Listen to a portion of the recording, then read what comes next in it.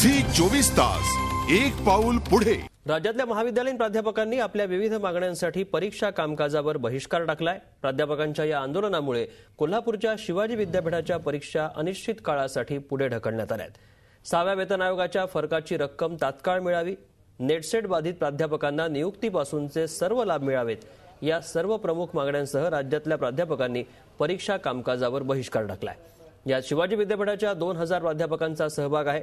22 मार्चपासून विद्यापीठाच्या परीक्षा सुरू होत आहेत, मात्र अद्याप अनेक विषयांच्या प्रश्नपत्रिका तयार नाहीत। यामुळे विद्यापीठ प्रशासनाला परीक्षा पुढे ढकलाव्या लागल्या आहेत। शिवाजी विद्यापीठाअंतर्गत कोल्हापूर, सांगली आणि सातारा जिल्ह्यातल्या एकूण 279 कॉलेजमधले 1.25 लाख विद्यार्थी परीक्षा देणार आहेत। मात्र परीक्षा अनिश्चित काळासाठी पुढे ढकलण्यात आल्यानं विद्यार्थ्यांमध्ये अस्वस्थता पसरली आहे।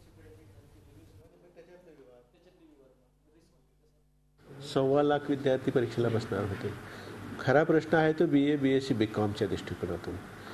बाकीच्या काही प्रमाणात आम्ही परीक्षा कंडक्ट करणार आहोत, काही PGच्या परीक्षा, काही प्रोफेशनल कोर्सेसच्या परीक्षा, पण मेजर पोर्शन जो आहे तो BA, BSc, BCom आणि तिथं मोस्टली मला अडचणी जास्तीत जास्त असणार आहेत। जे शेड्यूल आपल्या फिक्स असतं ते आपलं पोस्टपोन होण्याची शक्यता आहे, त्यामुळे विद्यार्थ्यांचं नुकसानामध्ये महत्त्वाचे विषय होऊ शकतात।